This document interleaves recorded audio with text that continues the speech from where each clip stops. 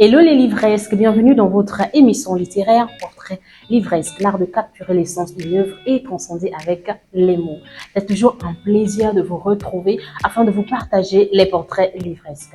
Aujourd'hui dans cet épisode, nous recevons ici la franco-gabonaise Maïkou Segui Aurore Pépina, de son nom de plume Aurore Pina, auteur du livre Fundou, le secret de Yiko, publié en 2020 aux éditions Le Lys Bleu. Dans ce livre, l'auteur aborde des sujets sensibles et difficiles que l'inceste, le viol, les violences infantiles, la maltraitance. Au cours de l'émission, Aurore Pina partagera son expérience d'écriture et les motivations qui l'ont poussé à écrire ce livre. Il parlera des recherches et rencontres qui l'ont inspiré, ainsi que des défis rencontrés lors de la rédaction de son livre. Dans ce livre, Aurore Pina offre un aperçu sombre des violences infantiles, mais aussi de l'espoir et de la résilience qui en émane. Son témoignage met en lumière l'importance de la littérature dans la prise de conscience et la lutte contre les violences faites aux enfants. Clap sur l'auteur. Les livresques, je suis ici avec Aurore Pina, qui nous parle de son premier livre, Fundou, le secret de Yiko. Bonjour Aurore Pina, merci d'avoir accepté cet exercice de questions-réponses. Pour commencer, comment vous vous définissez? Bonjour mon univers livresque, je me présente, je suis Maïkou Veri Aurore Pépina. Mon nom d'écrivain est Aurore Pina. Certains me connaissent sur les réseaux sociaux sous ce nom-là, Aurore Pina. Aurore Pina est l'association de mes deux prénoms et j'en ai fait un prénom avec les deux. Ce qui me définit, je suis une personne introvertie. Je prends à cœur tout ce que je fais. Lorsque quelque chose m'intéresse réellement, je prends à cœur. Je mets les organes, comme on dit, au Gabon. Et je m'intéresse beaucoup aux moindres détails. Je suis quelqu'un de très ouvert d'esprit, très large d'esprit. C'est ce qui me définit. Je suis quelqu'un de gentil, mais après ça, tout le monde le dit, bien sûr. C'est tout ce que je pourrais dire sur moi. Merci Aurore Pina. Quelle est votre devise? La devise, c'est... j'en ai deux, je pense. La vie est trop courte pour avoir peur. Et la deuxième, c'est une vie entière pour comprendre comment vivre une vie. Parce que on peut arriver à un certain âge et ne toujours pas comprendre le réel sens de notre propre vie. Et la vie est trop courte pour avoir peur parce que tout simplement...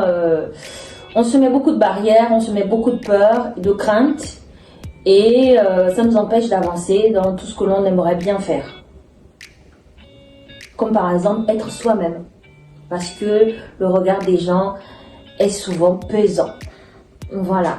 Merci. Aurore Pina nous donne ici deux devises. La vie est trop courte pour avoir peur et une vie entière pour comprendre comment vivre une vie. Parce que le regard des gens est souvent pesant. Nous sommes d'accord avec vous. Aurore Pina, comment votre expérience en tant que lectrice se connecte-t-elle à votre expérience en tant qu'écrivaine? Je n'ai jamais réellement fait le rapprochement parce que déjà de base, je ne me considère pas comme un écrivain. C'est vrai que c'est un côté que je n'ai jamais réellement mis en valeur, mis en avant. C'est l'étiquette que tout le monde m'a donnée quand j'ai sorti mon roman. Donc du coup, il n'y a pas de réelle connexion parce que je me suis jamais prise pour un écrivain déjà de base. Comment choisissez-vous les livres que vous lisez et quels critères sont importants pour vous dans le choix d'une de vos lectures? Je n'ai pas lu beaucoup de livres parce que la lecture n'est pas mon fort. Je suis pas quelqu'un qui aime m'asseoir et lire. Le choix s'est fait par curiosité, tout simplement. Parce que j'ai entendu parler sur les réseaux sociaux. Par curiosité ou tout simplement aussi parce que dans un film, j'ai regardé un film où on n'a pas arrêté de citer des phrases d'un livre. Et puis je me suis dit, tiens, j'aimerais bien le lire. Il est intriguant, j'aimerais bien le lire. Et donc du coup, et aussi parce que j'ai acheté des livres que des amis écrivains ont écrits. Donc j'ai acheté des livres aussi pour lire leurs histoires. Et concernant les genres, est-ce que vous en avez vraiment des favoris? Je n'ai pas de prédilection en tant que genre, je n'ai pas de préférence en tant que genre, mais c'est vrai que les livres qui parlent qui racontent des histoires vraies sont intéressants. parce qu'il y a le vécu. Après, je suis aussi quelqu'un qui imagine beaucoup, donc les livres aussi où on raconte des histoires imaginaires sont intéressants. J'aime les histoires intrigantes, où il y a du suspense, où il y a vraiment, il y a du suspense dans la lecture, de l'action. On a l'impression d'être dans le livre, on a l'impression d'être dans l'histoire. J'aime bien quand je lis un livre, j'ai l'impression d'être dans l'histoire. Je me vois dans l'histoire. C'est comme ça que, voilà, je fais ma lecture. Et si je vais jusqu'au bout d'un livre, si, en lisant ce livre, j'ai l'impression d'être dedans. J'ai l'impression je me définis à un personnage à l'intérieur. Alors, on parle ici de lecture. Quelle est votre récente lecture? La recommandez-vous? Si oui, pourquoi? Ma récente lecture, c'est un livre de Marc Aurèle, Penser pour moi-même. Je l'ai lu en 2019, justement. C'est ce livre qui m'a poussé même à écrire mon livre, parce qu'il m'a donné le courage d'écrire sans me soucier de ce que les gens allaient penser ou dire. Et je le recommande vivement parce que c'est un livre qui aide à plonger dans son fort intérieur et se rappeler de ses vrais de ses besoins, de ses valeurs, de ses convictions, mais surtout de croire en soi et de ne pas tenir compte du regard des gens. Du regard des gens, de ce que les gens pourront dire ou penser en fait. Et ce livre, il est vraiment, vraiment intéressant. Je ne vais pas dire que je l'ai fini. Je l'ai jamais fini. Mais j'ai lu une bonne partie, la moitié du livre. Et dernièrement, je suis allée relire la même moitié du livre que j'avais déjà relu.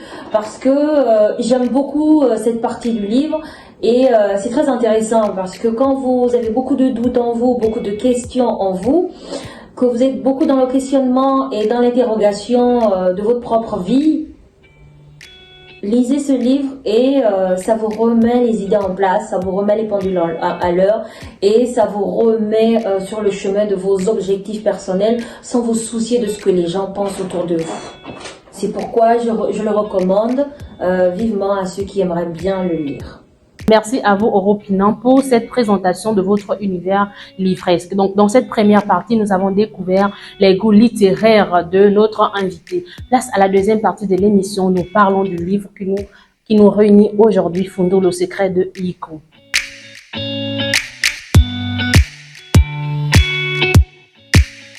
Fundou, le secret de Yiku. Pourquoi cette disposition? Tant bien même que nous savons que Fundou veut dire le secret et en bas nous avons encore le secret de Yiku. Pourquoi pas tout simplement avoir mis Fundou de Yiku par exemple? Simple suggestion bien sûr. Fundou, le secret de Yiku, pourquoi cette disposition? Tout simplement, lorsque je me suis dit que j'allais écrire cette histoire, je cherchais un nom au roman et je me suis dit, j'ai cherché et après je me suis dit je veux qu'il ait un nom de chez moi, de mes origines gabonaises et je voulais que ça soit un nom dans l'ethnie de ma maman qui est le Guissir et je voulais ce nom là pour le livre. Sauf que quand j'ai contacté les maisons d'édition et que j'ai fini par travailler avec une maison d'édition, on m'a proposé de mettre une définition en française parce que Fundou, étant donné une ethnie du Gabon, il n'y avait que des gens du Gabon qui pouvaient comprendre, mais que des personnes d'autres pays ne pourraient pas comprendre. C'est pourquoi on a rajouté à côté le secret. Le secret de Yiku, Yiku qui se rajoute à côté est tout simplement le diminutif de mon nom de famille qui est le nom de la mère à mon grand-père et donc du coup mon grand-père m'a toujours respecté parce que j'avais le nom de sa maman et Yiku c'était une forme de respect pour lui, c'était le diminutif qu'il avait créé pour ce nom-là et pouvoir m'appeler avec ce nom-là. Donc du coup Yiku c'était le nom que mon grand-père utilisait, il était le seul à m'appeler comme ça, tout simplement. Quel est le processus qui vous a poussé à écrire votre histoire personnelle sur votre enfance difficile avec votre grand frère? Le processus qui m'a poussé à raconter cette histoire, c'était par rapport à toutes les histoires que je voyais sur les réseaux sociaux, c'était en 2019.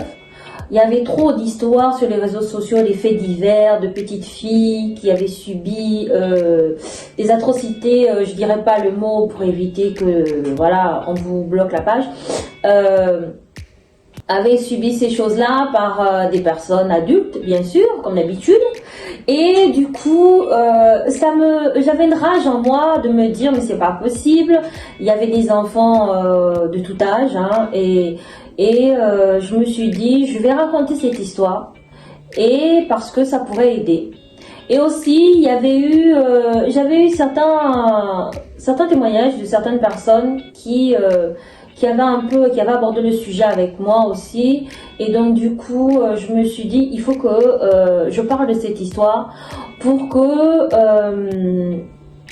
ces jeunes filles-là qui pourront lire comprendront qu'elles ne sont pas seules. Et ça leur donnera peut-être le courage, pour celles qui n'ont pas encore avoué, de dire la vérité et d'être aidées. Et aussi, je me suis dit, ça pourrait aider certaines femmes qui ont vécu ça dans leur jeunesse, dans leur enfance, et qui n'ont jamais eu le courage de parler, et qui sont devenues des femmes, mais elles ont cette douleur en elles, qu'elles n'ont pas le courage de parler, elles n'ont pas le courage de dire. Et je me suis dit que peut-être que ça pourrait les aider, parce que ce genre de traumatisme, le jour où ça veut sortir, on ne sait jamais comment ça va se manifester, ni ce qui va être le déclencheur. Et donc du coup, je me suis dit, si ça peut aider quelqu'un, je vais raconter mon histoire. Et quand j'ai commencé à écrire, j'ai écrit pendant 3 jours, j'ai écrit mon histoire. Et voilà, il fallait rajouter des trucs pour que ça fasse un roman. Et à ce moment-là, il y avait l'histoire de la petite Wally sur les réseaux sociaux. Et ça m'avait énormément touchée à cette époque-là. Et je me suis dit, pour se reconstruire, c'est compliqué à son âge. Ce serait bien si elle pouvait lire un de mes livres et un jour et comprendre qu'elle a encore la vie devant elle et que ça ne pourra pas l'empêcher de vivre. C'était ça en fait, c'est pourquoi j'ai écrit ce livre-là en fait.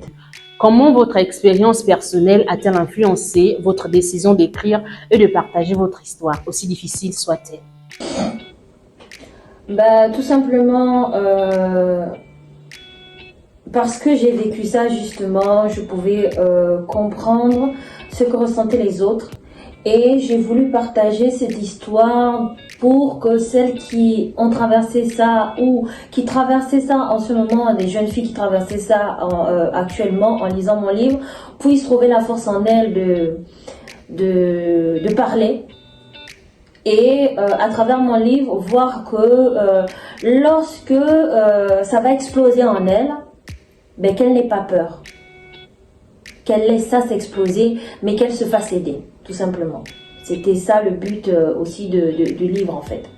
C'était ça, mon expérience m'a permis d'écrire ce livre parce que j'étais passée par là, tout simplement.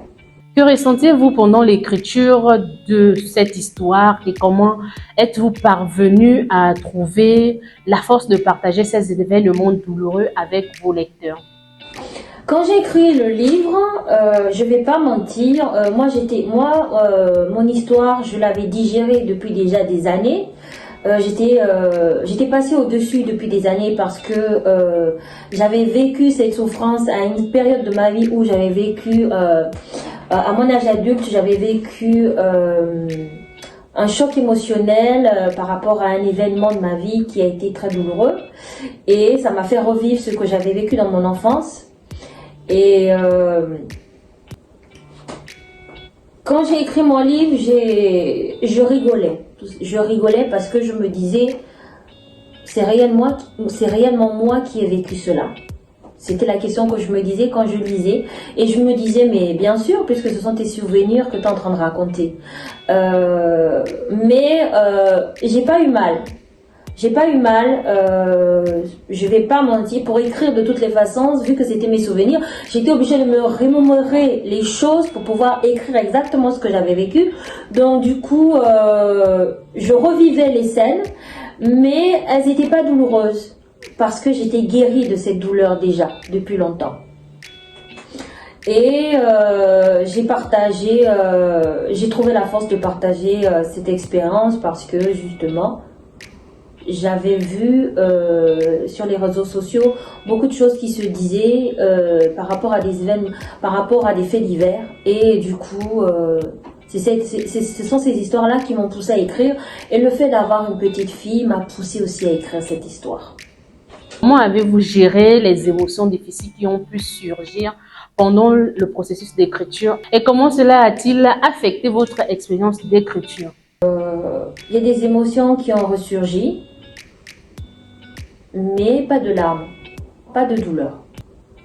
Juste le fait de se dire que je racontais ma propre histoire, que c'était réellement moi qui avais vécu ça. Et aussi, je m'en voulais énormément dans le sens où je me disais, pourquoi tu n'avais pas parlé à cette époque-là? Pourquoi tu n'avais pas eu le courage d'en parler?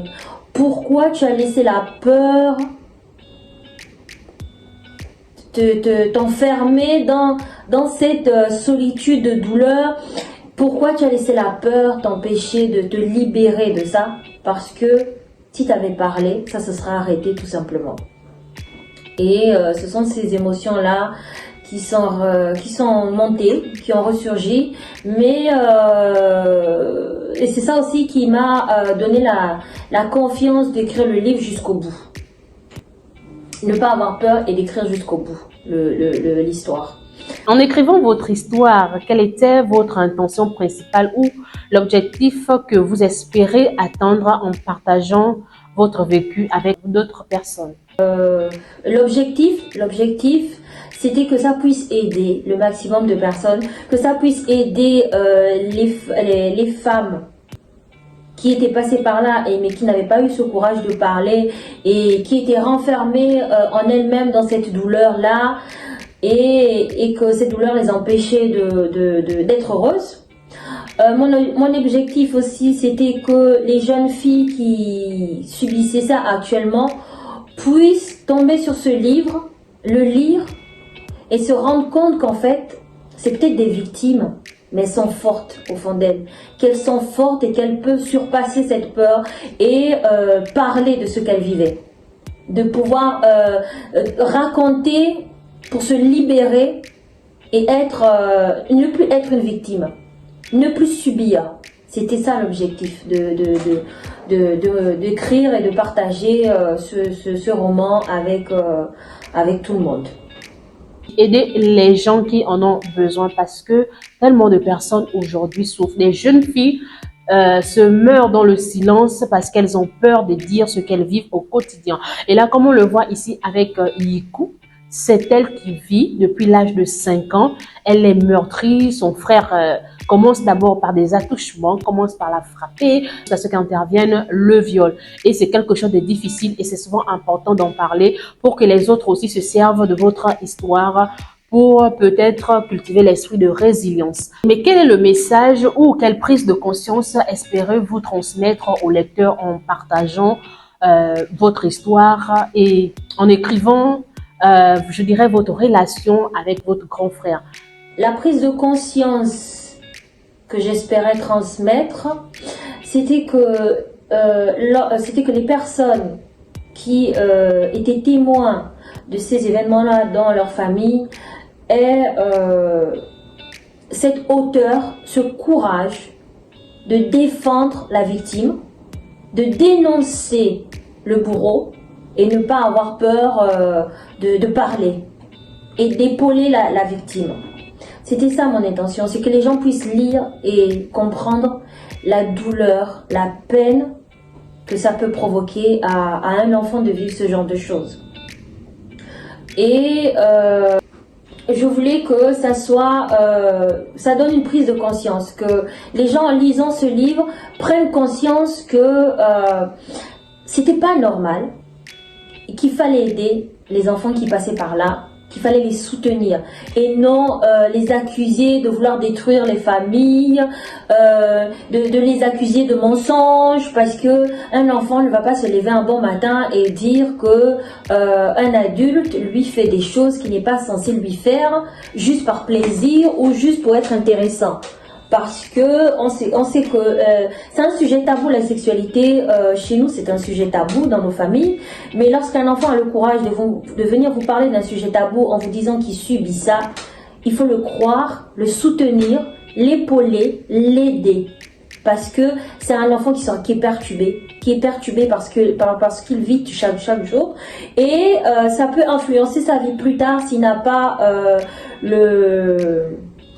il n'a pas ce pouvoir en lui de passer au-dessus de ce qu'il a vécu et ne pas laisser cela l'empêcher d'être heureux, de vivre sa vie pleinement. C'est important. On sait qu'il y a certains parents qui n'arrivent pas à écouter leurs enfants. On ne sait pas pourquoi quand un enfant va se confier à un parent, il a souvent du mal, donc du moins le parent a souvent du mal à croire au dire de ce dernier. Alors, chers parents, nous vous invitons bien évidemment à être attentifs envers vos enfants. Écoutez vos enfants, donc n'hésitez pas. Cultivez le dialogue avec vos enfants pour souvent éviter ce genre de problème. Europinant, quelles ont été les réactions de votre famille et celles du public à la publication de cette œuvre? Ma famille, déjà, quand j'ai publié mon livre, quelques années auparavant, était au courant parce que j'en avais parlé à ma maman et ma maman avait fini par parler de cette histoire dans la famille, confronter mon grand frère devant la famille. Donc du coup, ma famille était au courant. Maintenant, certains ne connaissaient pas forcément les détails de tout. Donc du coup, il y a des membres de ma famille qui ont lu le livre, qui ont été très surpris. Surpris dans le sens où ils n'arrivaient pas à croire que j'avais vécu toutes ces choses-là sous leurs yeux, sans que rien ne paraisse sur mon visage, sans qu'on ne voit en me regardant, sans qu'on arrive à deviner que je vivais quelque chose de douloureux, de traumatisant. Pour le public, ça a été très bien accueilli, mon livre. Mon entourage, mes amis aussi d'enfance ont été très affectés de se dire qu'on jouait ensemble tous les jours, mais que j'avais ce lourd secret en moi et que malgré le fait qu'on passait du temps tout le temps ensemble, j'ai jamais eu le courage de leur dire ce que je vivais et que eux non plus n'ont pas pu voir, n'ont pas pu déceler ce que je vivais. Ça les a affectés de se dire que voilà, j'avais vécu ça et que j'avais vécu ça toute seule. J'avais pas pu leur en parler, ni leur faire part de ce que je vivais et que j'avais vécu ça toute seule. Donc voilà, ça a été un peu comme ça, mais la publication a été très bien accueillie parce que après il y a beaucoup de femmes qui m'avaient parlé en privé, qui me racontaient qu'elles avaient vécu ce genre de choses, qu'elles n'avaient jamais eu le courage de parler, et qu'en lisant mon livre, elles se sentaient un peu apaisées, et c'est ça aussi qui m'a fait du bien, c'est que ceux qui ont lu le livre, celles qui sont passées par là, certaines sont venues m'écrire en me disant qu'elles se sentaient apaisées de lire mon livre parce qu'elles se reconnaissaient là-dedans et que la façon dont j'avais raconté l'histoire faisait que elles se plongeaient dans ce qu'elles avaient vécu parce qu'elles se reconnaissaient là-dedans. Certes, elles avaient peut-être vécu pire que moi, mais voilà, elles se reconnaissaient à travers le livre, elles se reconnaissaient dans le personnage. Et ça m'avait touchée parce que je me suis dit, voilà, j'ai réussi. J'ai réussi en écrivant ce livre, j'ai réussi à toucher le cœur de certaines personnes. Et aussi les personnes qui ont lu ce livre et qui n'ont pas vécu ce genre de choses m'ont écrit aussi pour me féliciter du courage que j'avais de parler de ça, mais aussi de comprendre à travers mon livre ce que ressentaient les personnes qui avaient vécu ça. Il y en a qui disaient qu'ils avaient leurs amis qui avaient vécu ça et ils savaient pas comment s'y prendre pour parler avec elles, et le fait d'avoir lu le livre les a permis de comprendre ce qu'elles ressentaient et savoir aussi comment s'y prendre pour discuter avec elles de leur événement traumatisant. Avez-vous trouvé cathartique le processus d'écriture de votre histoire personnelle? En quoi cela a-t-il contribué à votre propre guérison ou encore à votre rétablissement, je dirais, émotionnel? L'écriture de mon roman n'a pas été très difficile parce que, comme je l'ai dit auparavant, ça a été mes souvenirs. C'était tout simplement mes souvenirs que j'écrivais. Et comme ces souvenirs ne sont plus douloureux du tout, Quand j'en parle ou quand j'y pense, je ne ressens aucune peine, aucune douleur, aucune colère. Je n'ai ni colère, ni douleur, ni peine en moi quand je parle de ça ou quand je pense à ça. Donc, l'écrire a été très facile. Ça a été très facile dans le sens où déjà c'était mes propres souvenirs et parce qu'il n'y avait pas de douleur, il n'y avait pas de larmes, il n'y avait pas de peine, ni de traumatisme à ce moment-là. Étant donné que j'avais fait le deuil de cette histoire-là depuis très longtemps. Oui, je dis le deuil parce que pour moi c'est passé, c'est le passé. J'ai certes vécu ce traumatisme que dans l'âge adulte, mais c'est passé. C'est passé et quand j'ai écrit mon livre en 2019, bah écoutez, j'étais guérie de cette histoire depuis 2010. Depuis 2010, après une dépression. Donc du coup, je n'ai pas ça ne m'a pas apporté, comment dire, une guérison ou un rétablissement émotionnel parce que quand j'ai écrit, je n'avais plus aucune peine, je n'avais aucune douleur. J'ai écrit mon histoire pour la partager et souhaiter que ça aide d'autres personnes. Qu'espérez-vous que les lecteurs retiennent de vos personnages une fois qu'ils auront terminé la lecture de Fundul, le secret de Yiku? Non. Ce que j'espère des lecteurs, c'est qu'ils aient compris cette histoire, qu'ils aient tiré des leçons de comment s'y prendre lorsqu'un enfant viendra leur dire la vérité, leur raconter ce qu'ils ont vécu ou ce qu'ils vivent actuellement, comment ils vont s'y prendre et qu'ils sauront comment s'y prendre, comment les protéger, les aider, les accompagner. C'est tout ce que je souhaite en fait, qu'ils aient retenu de ce livre. Et celles qui ont vécu cette histoire, qui ont vécu ce genre d'événement, je voudrais qu'elles retiennent du livre qu'elles sont fortes. Elles sont fortes, elles sont formidables, elles sont inspirantes, elles sont remplies de courage. Et que elles ne doivent pas rester des victimes toute leur vie. Parce que elles sont des guerrières. Tout le monde n'arrive pas à vivre avec ce genre de souvenirs et elles y arrivent. Elles ont continué à vivre, elles ont continué à avancer et c'est tout simplement ce qu'elles doivent retenir de ce livre. C'est qu'elles sont fortes, elles sont impressionnantes. Ce sont des héros de la vie de tous les jours. Quel conseil donnerez-vous à ces personnes qui pourraient être aux prises avec des expériences similaires et cherchent à partager leur propre histoire ou à trouver un moyen de surmonter leur passé difficile? Le conseil que je donnerais, c'est si vous pouvez aller voir un psy pour vous faire aider. C'est important un psy, même si chez nous au Gabon, on dit que les psys c'est pour les fous, mais en vérité les psys c'est pas pour les fous, c'est pour les personnes qui ont besoin de parler. Et quand on connaît la mentalité des gens, sur le fait que lorsque vous allez raconter une histoire à une personne et qu'elle va raconter à tout le monde, il est préférable d'aller voir un spécialiste qui s'y connaît et qui n'ira pas raconter à tout le monde ou qui ne va pas se moquer de vous, vous traiter de tous les noms. Donc je conseillerais d'aller voir un psy ou si vous avez une personne réellement de confiance avec qui vous pouvez discuter de tout sans tabou, qui peut vous écouter et vous aider dans le processus de guérison. Le conseil aussi que je donnerais, c'est que la guérison ne vient pas seulement parce que vous parlez. La guérison vient parce que vous acceptez. Il faut accepter d'avoir vécu ça. Il faut accepter d'être là maintenant. Il faut accepter de continuer à vivre avec ça. Il faut accepter d'avoir vécu ça, mais d'être toujours là pour pouvoir en parler et trouver le moyen, pourquoi pas, de sensibiliser. Si ça peut vous aider, c'est à vous de trouver votre processus de guérison. Mais ne laissez pas ce vécu vous empêcher de continuer à vivre, d'être heureux, de vous réaliser en tant qu'humaine, en tant que femme. Parce que la vie continue tout simplement. Fundul, le secret de Yiku est le livre du jour. Un livre dans lequel l'auteur ici parle de son histoire difficile, de son vécu difficile avec son grand frère. Elle a été victime de violences infantiles.